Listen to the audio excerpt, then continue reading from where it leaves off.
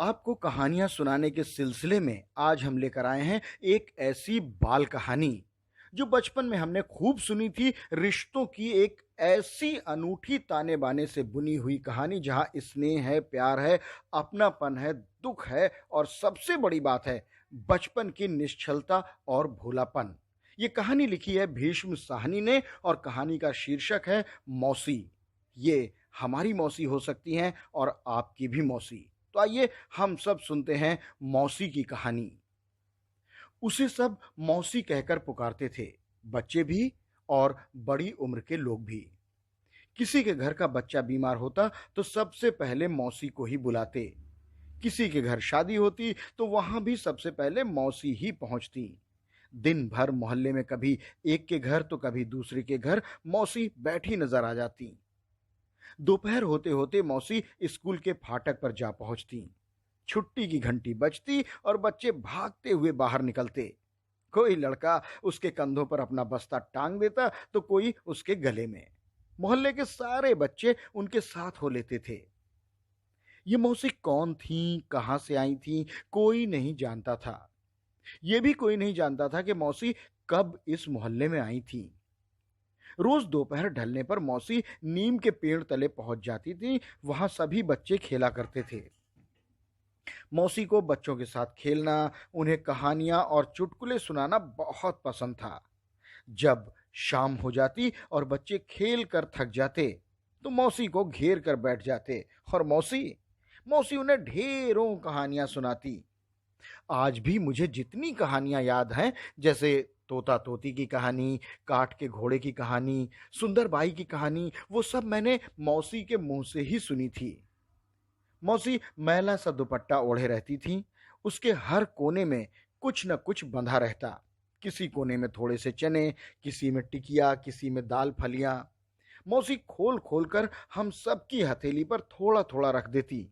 और अगर कोई बच्चा उनसे पूछता, मौसी तुम कहाँ की रहने वाली हो, तो वो हंस के कहती, तुम्हारे मोहल्ले की। ये पूछने पर, मौसी कौन हो तुम, उनका जवाब होता, मैं हूं तुम्हारी मौसी। कोई पूछता, मौसी तुम्हारे बेटी बेटियां कहाँ हैं, तो वो अपनी उंगली से एक एक बच्चे को छूकर कहती, ये मेरा बेटा है, ये मेरा बेटा है और ये मेरी बिटिया है, ये भी मेरी बिटिया है।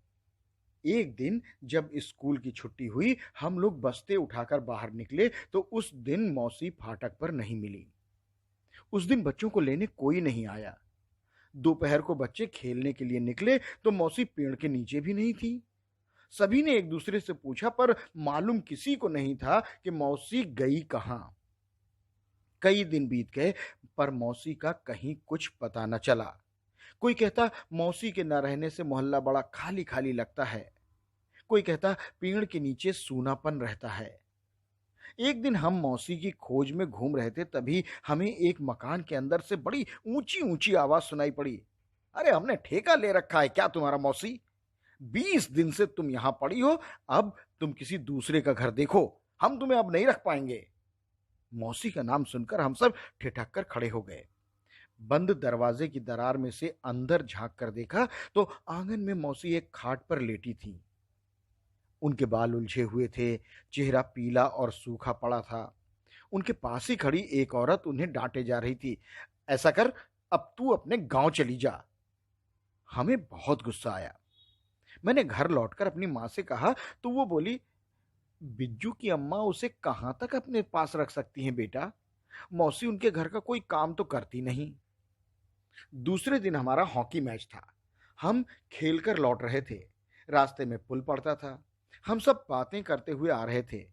अचानक हमने मौसी को पुल पर बैठे देखा। उनके पास एक छोटी सी गठरी और लाठी रखी थी। मौसी को देखते ही हम सब बच्चे दौड़ कर गए और घेर कर उनको खड़े हो गए। तू इतने दिन कहाँ थी मौसी, यहाँ क्यों बैठी है? एक ने पूछा। बेटा, अब मैं यहां से जा रही हूं, कहते कहते मौसी की आंखें भर आईं। "अ, तू तो बीमार थी मौसी, अभी तबीयत तेरी कैसी है?" बलदेव ने पूछा। अरे बेटा, बस मैं ठीक हो गई हूं, देखता नहीं मेरा बच्चा, अपने पैरों से ही चलकर तो यहाँ तक आई हूँ। तू क्यों जा रही है मौसी? तू मत जा। मौसी तू प्लीज मत जा। कुछ देर तक मौसी के साथ बातें कर कर बच्चे आगे बढ़ गए, लेकिन थोड़ी दूर जाने पर मुड़कर देखा तो मौसी पुल पर बैठी रो रही थी। उनके आंसू थम नहीं रहे थे। बस सभी बच्चे लौट पड़े। हम तुम्हें कहीं नहीं जाने देंगे मौसी, तुम हमारे साथ वापस मोहल्ले में चलो, सबने एक स्वर में कहा। दो तीन लड़के भागकर सड़क के पार गए। वहां एक दुकान के सामने खाट बिछी थी। वो खाट उठा लाए। उस पर उन्होंने मौसी को जबरदस्ती बैठा दिया, साथ में गठरी और उनकी लाठी भी रख दी। फिर खाट उठाकर सभी बच्चे मोहल्ले की ओर चल दिए।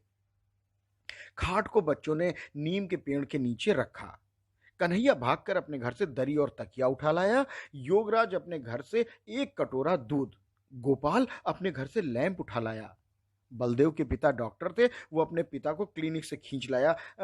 पापा मौसी बीमार है, अभी अभी चल के आप उसको देखिए। लड़के आपस में बारी बंधाने लगे कि मौसी के पास रात के पहले पहर में कौन रहेगा और दूसरे पहर में कौन रहेगा। अब मैं बेटा मर भी जाऊं ना तो यकीन मानो तुम लोगों को छोड़कर अब ये बुढ़िया कहीं नहीं जाने वाली। कहते हुए मौसी ने सबको तसल्ली दी और तब जाकर सबको चैन आया। इस तरह मौसी मोहल्ले में लौट आई। बच्चों ने उन्हें कहीं जाने नहीं दिया। फिर तो वो स्वयं भी कहने लगी, अब मैं अपने इन बच्चों को छोड़कर कहीं नहीं जाने वाली। बच्चों के उत्साह को देखकर उनके घर वालों को भी मौसी की चिंता होने लगी।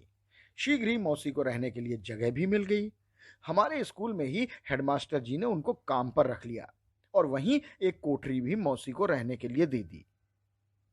इस बात को अब बहुत बरस बीत चुके हैं, लेकिन मौसी अब भी वही हैं। अब वो स्कूल में प्याऊ में बैठी बच्चों को पानी पिलाती हैं। जाड़े के दिनों में स्कूल के आंगन में धूप में बैठ जाती हैं। बच्चे दिन भर उन्हें घेरे रहते हैं और मौसी मौसी बच्चों को आज भी कहानियां सुनाती हैं और कभी कभी लाठी टेकती हुई मोहल्ले का चक्कर काटती हैं। सभी घरों में झांक कर घर वालों की कुशल क्षेम पूछती हैं और फिर सांझ ढले अपनी कोठरी में लौट आती हैं। ये थी भीष्म साहनी की लिखी हुई कहानी मौसी। कहानी आपको कैसी लगी? अपनी प्रतिक्रियाओं से हमें ज़रूर अवगत कराइएगा, क्योंकि आपकी प्रतिक्रियाएं बनती हैं हमारी प्रेरणा। हमें रहेगा इंतज़ार आपकी प्रतिक्रियाओं का। और हाँ, होगी फिर मुलाकात आपसे इसी दिन इसी चैनल पर एक नई कहानी के साथ। तब तक अपना बहुत ख्याल रखिएगा। नमस्कार।